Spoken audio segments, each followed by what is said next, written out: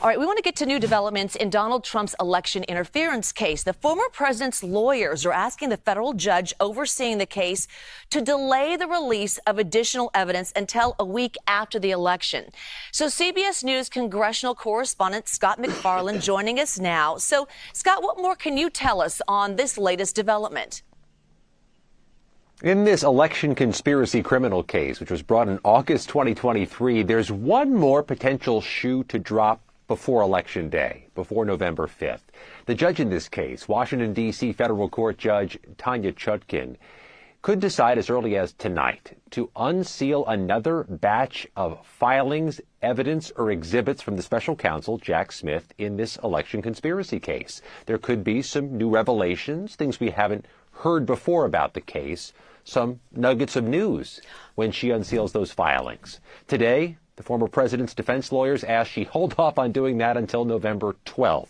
They make an extended argument as to why they think that's so, but one of the things they say is that this could impact the election and that the public has a right to be protected from evidence and information that could sway voters before the election. We're waiting for the judge's opinion on this, but there's a pretty firm deadline. It could be as early as 5 p.m. Eastern tonight. The judge either goes along with this argument and holds off till November, or decides to unseal the evidence as early as this evening. Lots of interested eyes on whatever is unsealed on this court docket at this moment in American history.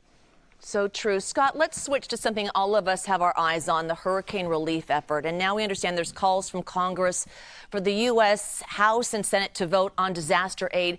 What are you hearing on efforts to get those people who need that relief, the aid that they need?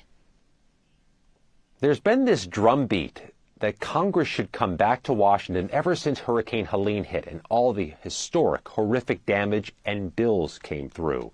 After Hurricane Milton and a number of astronomical bills came due, there were more calls for Congress to come back and send up some more money, get billions more dollars approved so nobody has to wait for their aid.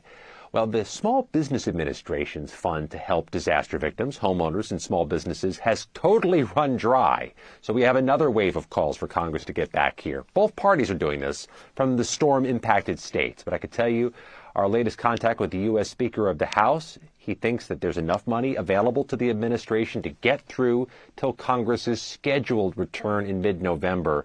That's not going to stop the outcry that immediate action should be taken. Watch that over the next 72 hours. CBS News congressional correspondent Scott MacFarlane. Scott, thank you.